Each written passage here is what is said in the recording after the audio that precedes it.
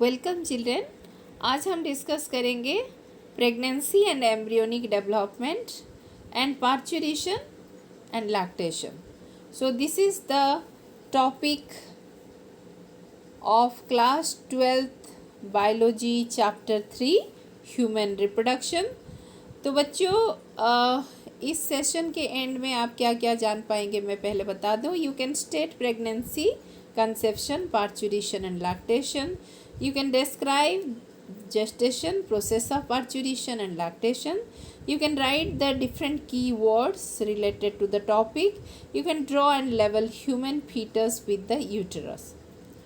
Now before going to the today's discussion, you are able to define fertilization and implantation, and you know about the fertilization and implantation. You are able to explain events of fertilization and implantation. You are able to describe the development of embryo and its implantation. So on the basis of this knowledge of you, let me start the discussion. तो बच्चों as usual मैं आपको बताना चाहूँगी कि sexual reproduction का क्या क्या जो 6 इवेंट्स होते हैं। तो पहला इवेंट होता है gametogenesis, then insemination, then fertilisation, then implantation, then gestation and parturition. तो हम इम्प्लांटेशन तक पढ़ चुके हैं, डिस्कस कर चुके हैं। Now today in this session will discuss about gestation and parturition. लेकिन डिस्कशन शुरू करने से पहले, जेस्टेशन एंड पार्चुरेशन शुरू करने से पहले मैं आपको फिर से इम्प्लांटेशन के बारे में थोड़ा सा बताना चाहूँगी। इम्प्लांटेशन होता है एम्ब्रियो का ब्लास्टुला स्टेज में, जो कि 32 सेल्ड स्ट्रक्चर होता है, जिसमें एक आउटर लेयर होता है जिसको कहा जाता है ट्रोफोब्लास्ट, और एक inner group of cell trophoblast को अटैच होता है जिसको कहा जाता है इनर सेल मास या embryoblast. Okay, now this trophoblast layer जो है अभी यूटेरस में जो एंडोमेट्रियम है, एंडोमेट्रियम का जो लाइनिंग है उसके साथ अटैच हो जाता है, और जो इनर सेल मास होता है वो एम्ब्रियो में डेवलप होता है, और इस प्रोसेस को कहा जाता है इम्प्लांटेशन। तो जब ब्लास्टोसिस्ट इम्प्लांट हो जाता है यानी अटैच हो जाता है एंडोमेट्रियम के साथ, उसके बाद क्या होता है, एंडोमेट्रियम का जो टिश्यू है रैपिडली डिवाइड करता है और ब्लास्टोसिस्ट को कवर कर देता है।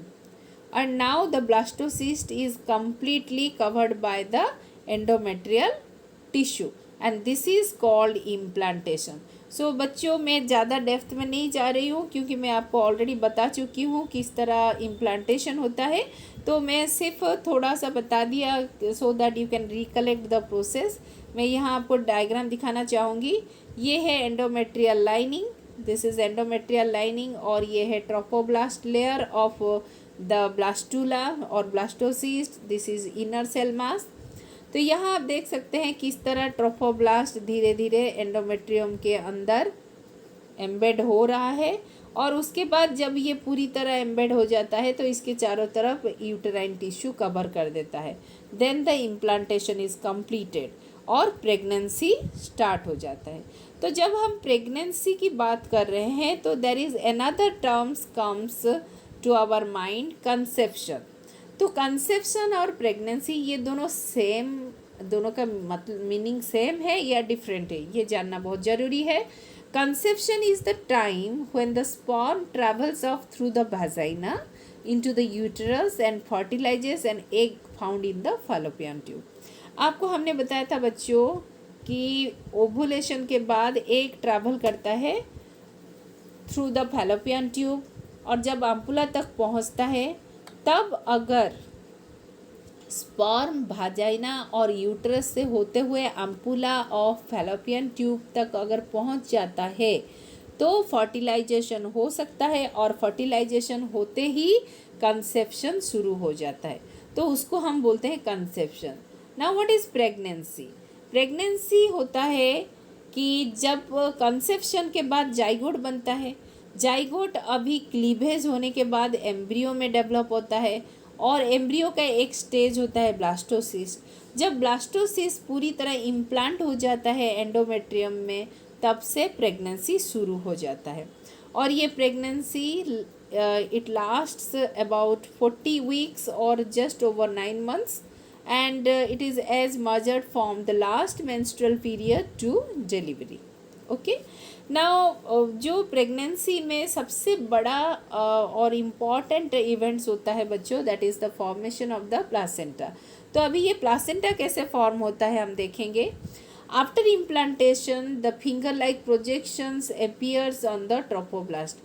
ट्रोफोब्लास्ट के ऊपर फिंगर लाइक प्रोजेक्शंस अपीयर होते हैं, विली अपीयर होते हैं, जिसको कहा जाता है chorionic villi. And now this chorionic villi are surrounded by the uterine tissue and the maternal blood. जो एंडोमेट्रियम में ब्लड वेसल्स है उसके साथ वो पूरा घेर जाता है।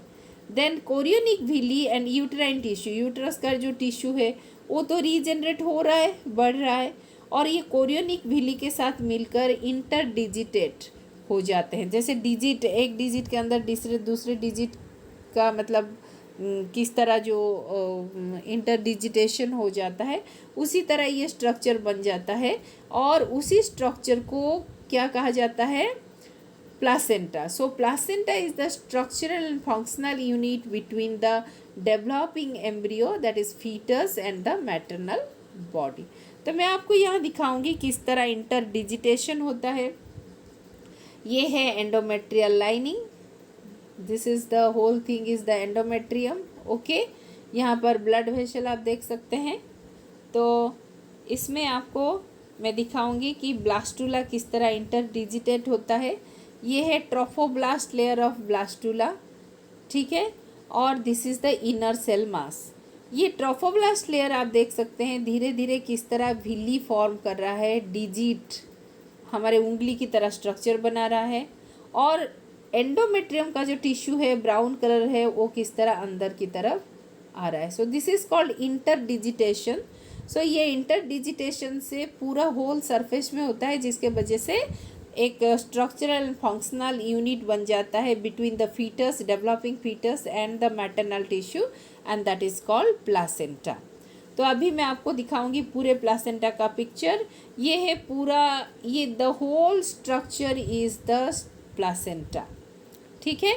सो ये placenta is not simply a tubular structure, it is a sac like structure. It consist of 4 membranes, जिसको कहा जाता है एक्स्ट्रा एम्ब्रियोनिक मेम्ब्रेन, और and it is also consist of umbilical cord. तो ये अम्बिलिकल कॉर्ड क्या है मैं आपको बताऊंगी बच्चों। तो पहले ही मैं यहाँ आपको दिखा देती हूँ, these are the chorionic villi. देखिए ये बीच बीच में कोरियोनिक विली है, आप देखो लेबलिंग देख सकते हो, कोरियोनिक विली। उसके साथ मैटरनल ब्लड किस तरह सप्लाई हो रहा है, ठीक है। अभी हम देखेंगे अम्बिलिकल कॉर्ड क्या होता है।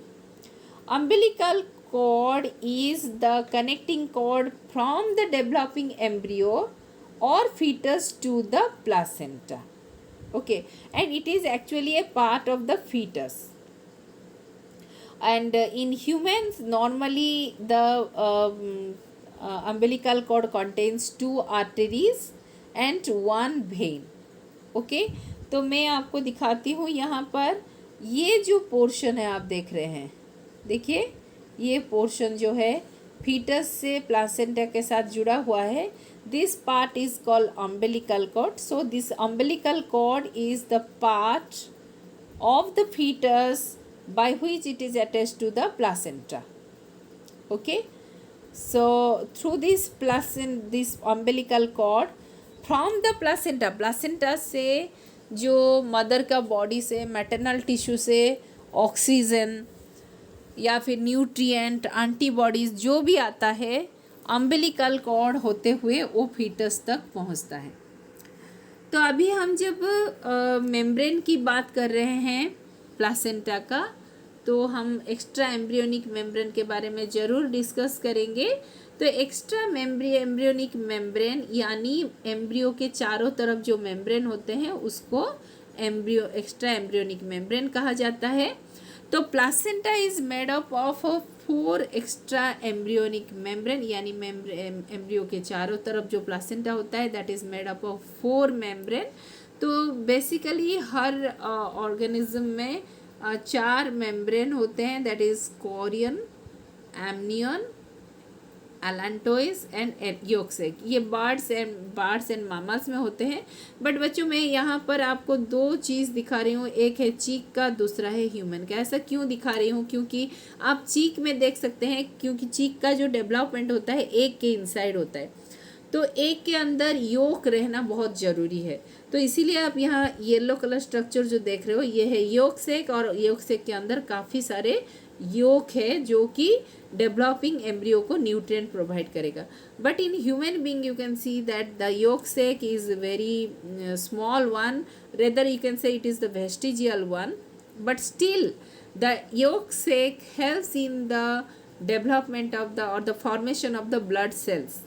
It is the first structure that helps in the formation of the blood cells, but it is not providing nutrient to the fetus. Foetus को न्यूट्रिएंट क्यों नहीं प्रोवाइड कर रहा है? क्योंकि इसके अंदर कोई योक नहीं होता और इसका प्लासेंटा बन जाता है।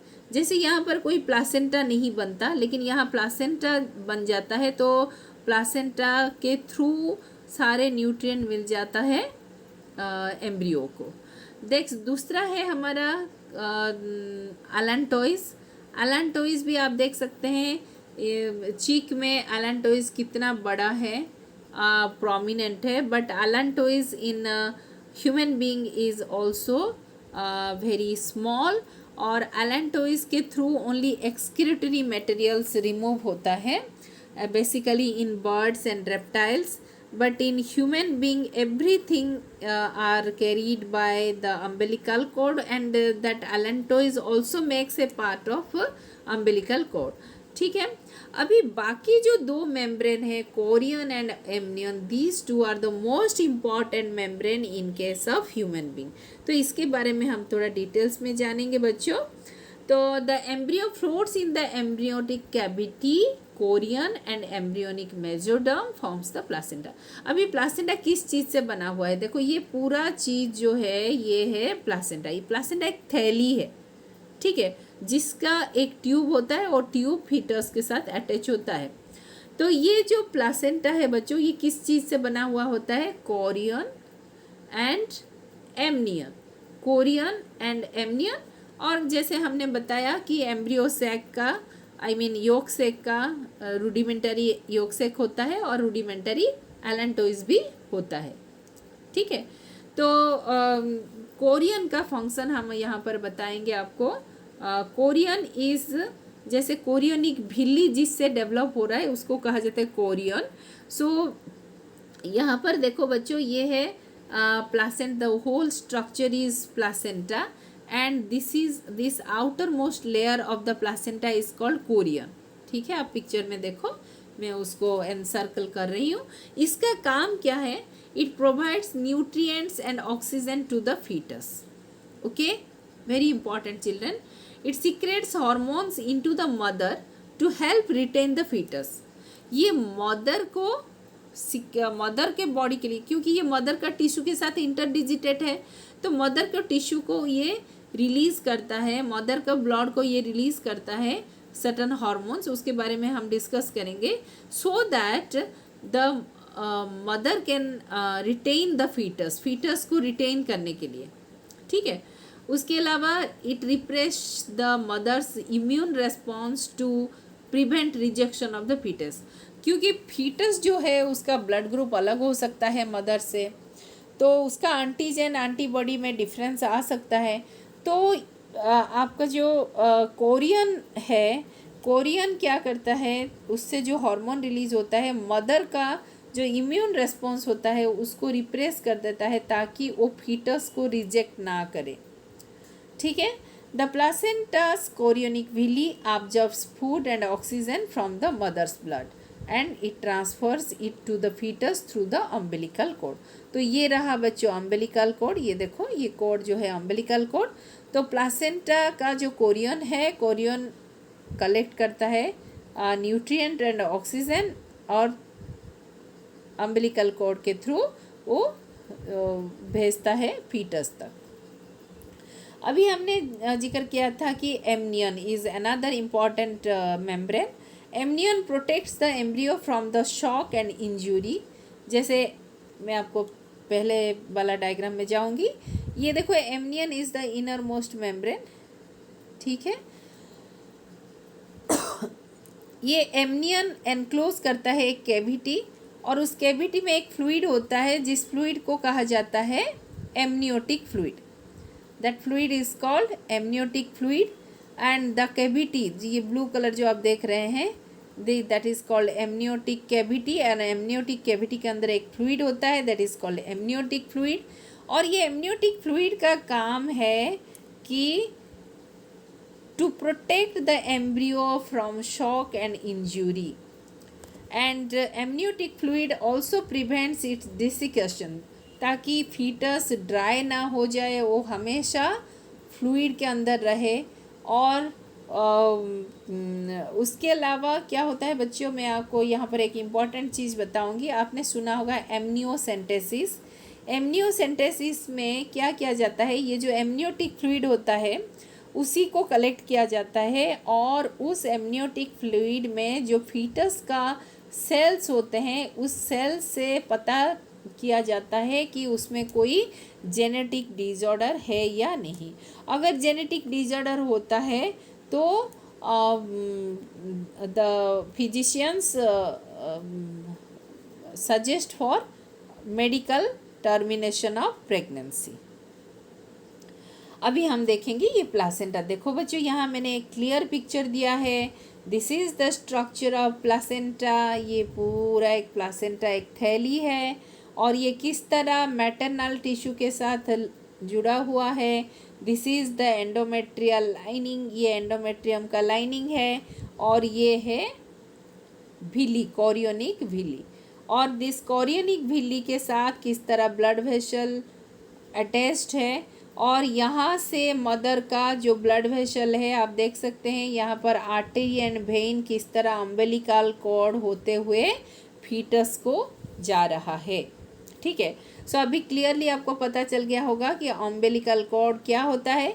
It is the fetal part by which the fetus is attached to the placenta. तो ये स्ट्रक्चर पूरा, ये जो स्ट्रक्चर होता है बच्चों, दिस इज प्लासेंटा, ये चारों तरफ ऐसे, ये जो हाईलाइटेड पोर्शन है आप देख रहे हो, ये चारों तरफ ऐसे ही होता है, ठीक है। सो ये हो गया आपका, यहाँ पर फिर से आपको मैं दिखा रही हूँ कोरियन। देखो रेड कलर का जो आउटर कवरिंग है दैट इज कोरियन, ये है chorion. And then next is amnion. Amnion एक फ्लूइड कंटेन करता है that is called amniotic fluid. Okay, so now ये प्लासेंटा का दो पोर्शन होता है, जैसे हमने बताया। It is a feto maternal organ, मतलब फीटस का कुछ पोर्शन रहता है, मदर का कुछ पोर्शन रहता है, दोनों मिल के बनता है, इसीलिए इसको कहा जाता है feto maternal organ. Fetal part क्या होता है, it develops into chorionic sac, ठीक है। एंड मैटरनल पार्ट क्या होता है, एंडोमेट्रियम का जो लाइनिंग होता है, वहाँ से जो ब्लड वेसल होता है वो मैटरनल पार्ट होता है। अभी हम देखेंगे functions of the placenta. Protection, nutrition, respiration, excretion and hormone production. So these are the different functions of the placenta. Okay, तो अभी हम जब डिस्कस कर रहे हैं कि प्लासेंटा हार्मोन सीक्रेट करता है, so it becomes a endocrine gland. तो एंडोक्राइन ग्लैंड के हिसाब से ये क्या हार्मोन सीक्रेट करता है और उन हार्मोन्स का क्या फंक्शन है, ये जानना बहुत ज़रूरी है। तो बच्चों क्या क्या हार्मोन सीक्रेट करता है placenta. The first hormone is human chorionic gonadotropin. इसका काम है कॉर्पस लुटियम को मेंटेन करना। कॉर्पस लुटियम कहाँ होता है बच्चों, ओवारी में। ओवारी में जो कॉर्पस लुटियम आफ्टर ओवुलेशन बनता है उसका काम है प्रोजेस्टेरॉन को सीक्रेट करना। तो ये प्रोजेस्टेरॉन जो सीक्रेट होगा उसको मेंटेन करना बहुत ज़रूरी है, क्योंकि यही एंडोमेट्रियम का लाइनिंग को थिक बनाता है ताकि फीटस सेफली उसके अंदर रह सके। तो human chorionic gonadotropin helps in maintaining the corpus luteum. ये आपके टेक्स्ट बुक में नहीं है, फिर भी मैं थोड़ा एक्स्ट्रा आपको बता रही हूँ। It will be helpful for your entrance examination. The next hormone होता है प्रोजेस्टेरॉन। प्रोजेस्टेरॉन ओवरी से भी सीक्रेट होता है, उसके अलावा प्लासेंटा से भी सीक्रेट होता है, और दोनों का काम सेम ही है। It maintains uterine lining, okay, and inhibits the uterine contraction. अगर यूट्रस कंट्रैक्ट हो जाएगा, फीटस जब है उस ऊम के अंदर, तो क्या होगा, एक्सपल्सन ऑफ द फीटस हो जाएगा।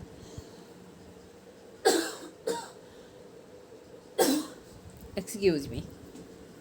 सो प्रोजेस्टेरॉन क्या करता है, एंडोमेट्रियल लाइनिंग को मेंटेन करता है, उसके साथ साथ यूटरस का कॉन्ट्रैक्शन को स्टॉप करता है, प्रिवेंट करता है। The next hormone is oestrogen. Oestrogen it also maintains the uterine lining and stimulates the mammary gland. अच्छा बच्चों देखो, जब प्रेगनेंसी शुरू होता है धीरे धीरे मामारी ग्लैंड का डेवलपमेंट शुरू होता है। So this is because of the secretion of the estrogen hormone. Then next placental lactogen, okay, placental lactogen also stimulates the mammary gland and supplies energy to the fetus. Foetus को energy provide करता है और mammary gland को stimulate करता है। That is the milk secretion will be there. The next parathyroid hormone, that is it increases, you know that parathyroid hormone का काम क्या है, कैल्शियम मेटाबॉलिज्म, तो जिसके वजह से इंक्रीज इन ब्लड कैल्शियम होता है, क्योंकि calcium is the most important factor for the fetus development. Fetus का बोन डेवलपमेंट होगा, स्केलेटल स्ट्रक्चर डेवलपमेंट होगा, मेम्ब्रेन डेवलपमेंट होगा। सो ये सारे चीज़ के लिए कैल्शियम की बहुत ही ज़रूरत है। Then relaxin, relaxin is its function is to soften the cervix and weakens the pubic symphysis. मतलब सर्विक्स को सॉफ्ट करेगा, so that after the development of the foetus जब फुल्ली ग्रोन हो जाएगा तो ये सर्विक्स को रिलैक्स करेगा, so that birth canal soft हो जाएगा and the expulsion of the baby will take place. So ये हेल्प करता है पार्चुरेशन में। देन कॉर्टिकोट्रोपिन रिलीजिंग हार्मोन, ये रेगुलेट करता है pressure, blood glucose and stimulates parturition. Parturition यानी चाइल्ड बर्थ। सो ये रहा बच्चों प्लासेंटा से जो हार्मोन सीक्रेट होते हैं और उनका रोल। अभी हम देखेंगे प्रेगनेंसी के टाइम में क्या क्या हार्मोन सीक्रेट होते हैं और उनका काम क्या है।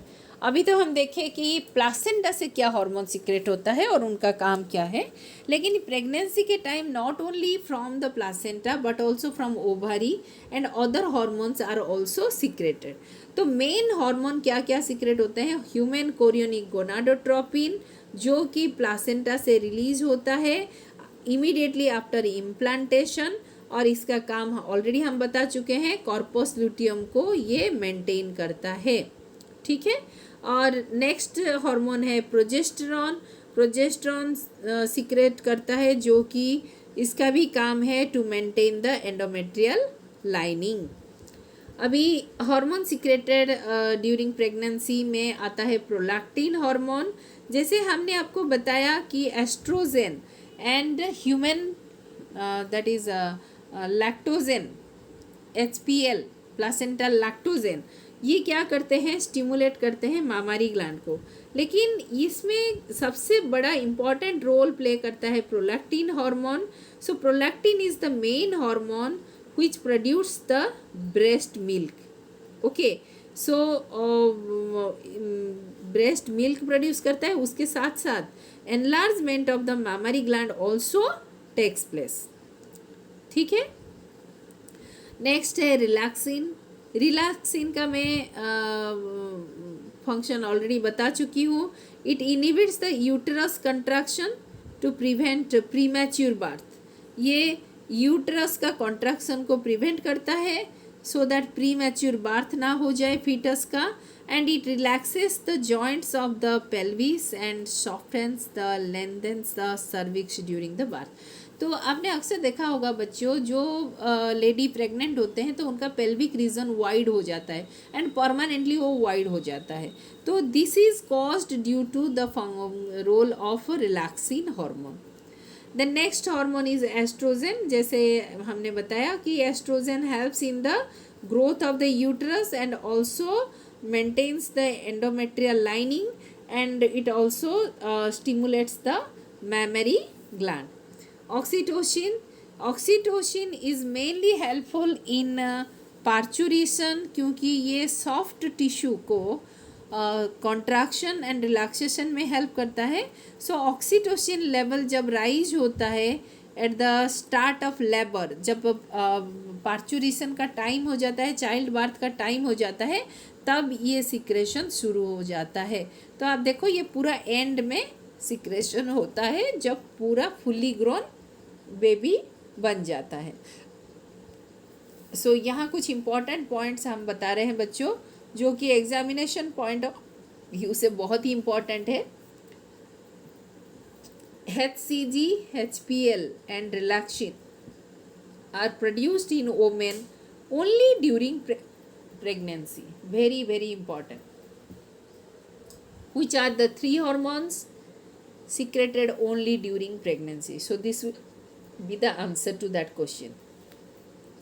Next, during pregnancy, the level of other hormones like estrogen, progesterone, cortisol, prolactin, thyroxine, parathyroxine, they are also increased. Okay, the increased production of these hormone is essential for supporting the fetal growth. Already हम आपको बता चुके हैं, so I am not explaining it once again.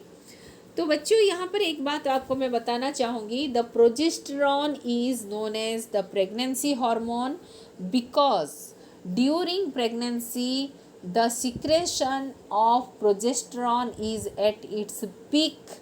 And why it is known as pregnancy hormone? Because progesterone क्या करता है, एक तो एंडोमेट्रियल लाइनिंग को मेंटेन करता है ताकि फीटस सेफली एंडोमेट्रियल लाइन के अंदर प्रोटेक्ट रहे।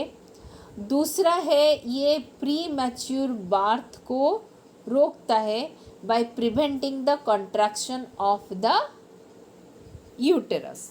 ठीक है, अभी ब्लास्टुला जब इम्प्लांट हो जाता है, प्रेगनेंसी शुरू हो जाता है, प्लासेंटा फॉर्म होता है, but before formation of the placenta अब मैं आपको यहाँ पर बताऊँ बच्चों कि एक दूसरा स्ट्रक्चर बनता है जिसको हम बोलते हैं गैस्ट्रुला। और अभी तक हम पढ़ रहे थे कि सिर्फ ट्रोफोब्लास्ट होता है एंड एम्ब्रियो ब्लास्ट सेल यानी इनर सेल मास होता है, लेकिन अभी इनर सेल मास में क्या चेंजेस होता है हम अभी देखेंगे। Immediately after implantation the inner cell mass differentiates into an outer layer called ectoderm. आप देख सकते हैं this is completely inner cell mass, यहाँ पर ट्रोफोब्लास्ट को मेंशन नहीं किया गया है। तो इसमें किस तरह 3 लेयर में सारे सेल डिफ्रेंशिएट हो जाते हैं। आप देखिए सबसे जो आउटर मोस्ट लेयर होता है that is called ectoderm. Okay, it forms the exoskeleton, remember children. Then उसके बाद बनता है एंडोडर्म। ठीक है, उसके बाद एंडोडर्म बनता है, याद रखो पहले एक्टोडर्म बनता है, उसके बाद एंडोडर्म, ये जो येलो कलर देख रहे हैं एंडोडर्म बनता है। उसके बाद धीरे धीरे सेल एक तरफ से ये दोनों के जो गैप होते हैं गैप के अंदर आ जाता है, जो ब्लू कलर स्ट्रक्चर है, and that is the mesoderm. So mesoderm develops into the internal organs, ectoderm develops into the exoskeleton and endoderm forms the inner lining of the organs. अभी बच्चों एक इम्पॉर्टेंट चीज़ मैं आपको बताऊंगी, this is very important. Embryo में एक stem cell होते हैं, एम्ब्रियो में जो सेल्स होते हैं कुछ सेल जो है स्टेम सेल होते हैं। तो स्टेम सेल क्या है? The inner cell mass contains certain cells called stem cells which have the potency to give rise to all the tissue and organs। अभी देखो बच्चों हमने क्या देखा था, पहले ब्लास्टुला में 32 सेल देखा था, अभी उसके बाद क्या हुआ 3 लेयर में ये डिफ्रेंशिएट हो गया, 3 लेयर में से एक्टोडर्म एक्सोस्केलेटन बना रहा है, मेसोडर्म ऑर्गन बना रहा है, एंडोडर्म इनर लाइनिंग बना रहा है। तो ऐसा कैसे हो रहा है? So this is possible because the stem cell is there in the inner cell mass. Inner cell mass में जो सेल्स कुछ सेल्स होते हैं उनका कैपेसिटी होता है, पोटेंशियलिटी होता है कि वो हर कोई ऑर्गन में डेवलप हो सकते हैं, ठीक है। और इस तरह का सेल को कहा जाता है स्टेम सेल। आप देखो यहाँ पर हमने स्टेम सेल लिया। Now the stem cell can develop into the nerve cell, stem cell can develop into the bone cell, the stem cell can develop into the intestinal cell, the stem cell can develop into liver cell, stem cell can develop into heart cell and many other organs. So ये stem cell होता है generally जो inner cell मास का जो placenta होता है उसी में ही ये होता है। तो that's why the umbilical cord and the placental tissue are preserved in the that is your gene bank for further utilization, future में यूटिलाइजेशन करने के लिए। हमारे जो यहाँ पर कुछ सेलिब्रिटी हैं जिनके पास ज़्यादा पैसा है, ये कुछ मिलियन डॉलर्स लगता है इनको स्टोर करके रखने के लिए। तो स्टेम सेल का एक फ़ायदा होता है, हम अगर उसको स्टोर करके रखें तो फ्यूचर में जो फीटस हुआ बच्चा पैदा होने के बाद उसको अगर किसी ऑर्गन की ज़रूरत पड़ी तो स्टेम सेल को कल्चर करके हम जो ऑर्गन है उसी ऑर्गन को हम बना सकते हैं, जो कि फीटस का या जो चाइल्ड बॉर्न हुआ, बेबी बॉर्न हुआ, उसका बॉडी उसको कभी रिजेक्ट नहीं करेगा। अभी इम्प्लांटेशन हो गया, प्रेगनेंसी शुरू हो गया, embryonic develop that is the germinal layer भी बनना शुरू हो गया। अभी हम देखेंगे कि प्रेगनेंसी का जो हमने बताया कि 40 वीक्स होता है, 40 वीक्स में क्या क्या चेंजेस होते हैं। तो हम शुरू करेंगे कि वीक 4 से शुरू करेंगे। वीक 4 में आप देख सकते हैं पिक्चर में बच्चों, वीक 4 में heart begins to beat, arm buds appears, liver, pancreas and gallbladder starts to form, then spleen appears. Week 5 में eyes starts to form, leg buds appear, hands appear as paddles, blood begins to circulate, facial features starts to develop. तो हमने week 4 से क्यों शुरू किया बच्चों? क्योंकि week 4 तक implantation, development of the 3 germ layer ये सब होता रहता है। उसके बाद आपका जो फीटस का डेवलपमेंट होता है वो वीक 4 से होता है, धीरे धीरे ऑर्गन का डेवलपमेंट होता है। तो अभी हम देखेंगे वीक 6 में lungs starts to form but lung function नहीं करता, then fingers and toes are formed. Week 7 में hair follicle starts to form, elbows and toes are visible. Then week 8 में face begins to look human look देखो यहाँ पर आपको human look नहीं दिखाई रहा है, लेकिन यहाँ पर आप देखो धीरे धीरे ह्यूमन लुक दिख रहा है। Then external ear starts to form, यहाँ देखो धीरे से एक्सटर्नल ईयर फॉर्मेशन हो रहा है। 9 to 15 वीक में होता है रिप्रोडक्टिव ऑर्गन फॉर्मेशन होता है। Tooth bird appears, eyelid forms. Tooth bird appears इसका मतलब नहीं कि टीथ डेवलप हो गया, नहीं, उसका बर्ड डेवलप होता है, अंदर ही होता है, गम के अंदर। Eyelid forms, fetus is very active and brain activity can be detected. Then week 16 to 26 में brain develops rapidly, alveoli form in the lungs, internal part of the eye and ear forms, eyebrow, eyelashes and nail appears, muscle develops. Then week 27 to 38 में body fat increases rapidly, bones complete their development, head hair gets coarser and thicker, brain is continuously active. तो ये रहा बच्चों ट्राइमस्टर। ट्राइमस्टर पूरा जो gestation period, यानी pregnancy का period जो है उसको जेस्टेशन पीरियड कहा जाता है। जेस्टेशन पीरियड को 3 ट्राइमेस्टर में डिवाइड किया गया है। एक एक ट्राइमेस्टर 3 मंथ्स का होता है, ठीक है। और यहाँ हमने वीक वाइज आपको इवेंट्स दे दिया है। Now after the baby is fully grown, the next event is parturition. So the average duration of human pregnancy is about 9 months, as I have already told you, जिसको कहा जाता है gestation period. और जैसे ही gestation period ख़त्म होता है और बेबी बॉर्न होने के लिए तैयार हो जाता है, फुल्ली ग्रोन हो जाता है, तब क्या होता है, vigorous contraction of the uterus at the end of the pregnancy. Pregnancy जब ख़त्म होता है तो यूटरस vigorous contraction होता है और जिसके वजह से एक्सपल्सन ऑफ द बेबी या डिलीवरी ऑफ द बेबी होता है, and that is called parturition और चाइल्ड बर्थ. लेकिन ये पार्चुरेशन होता कैसे है, कैसे ये शुरू हो जाता है, कैसे पता चलता है कि ये ऑक्सीटोसिन हार्मोन को अभी सीक्रेट करना है, अभी रैपिड कंट्रैक्शन होना है, तो उसको हम जानेंगे बच्चों. Fetal ejection reflection, very very important question from the examination point of view. So parturition is induced by a complex neuroendocrine mechanism. ये not only controlled by the nervous system but also controlled by the endocrine hormones. दोनों ही ये process को regulate करते हैं. तो इसका signal कहाँ से शुरू होता है?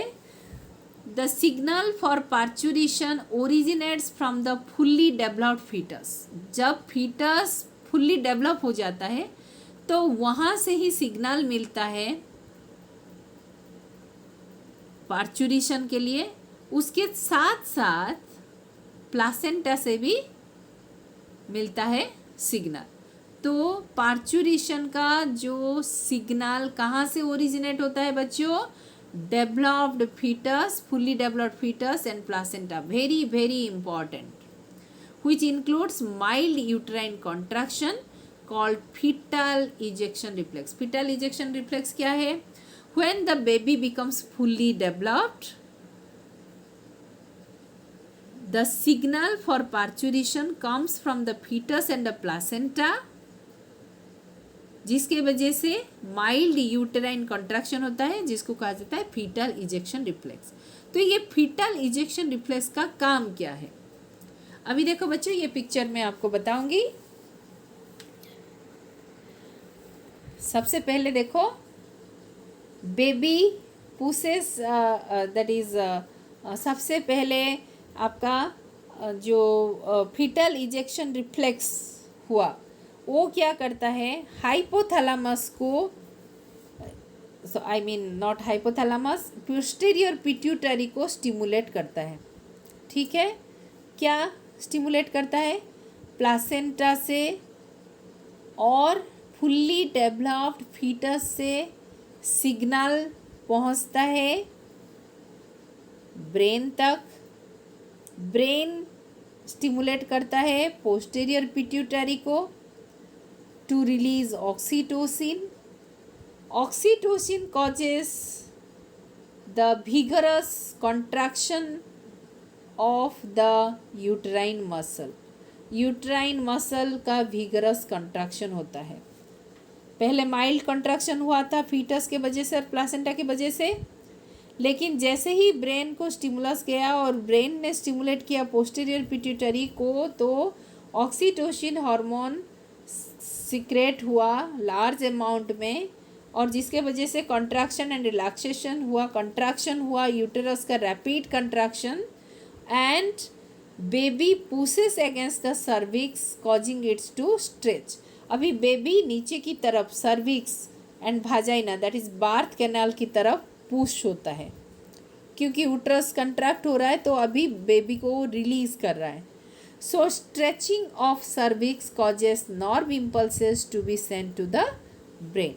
अभी stretching of cervix को जब stretch कर रहा है तो क्या होगा? फिर से ब्रेन को स्टिमुलस जाएगा और ज़्यादा ऑक्सीटोसिन रिलीज होगा ताकि यूट्रस और कॉन्ट्रैक्ट हो और बेबी का पार्चुरेशन यानी चाइल्ड बर्थ हो जाए।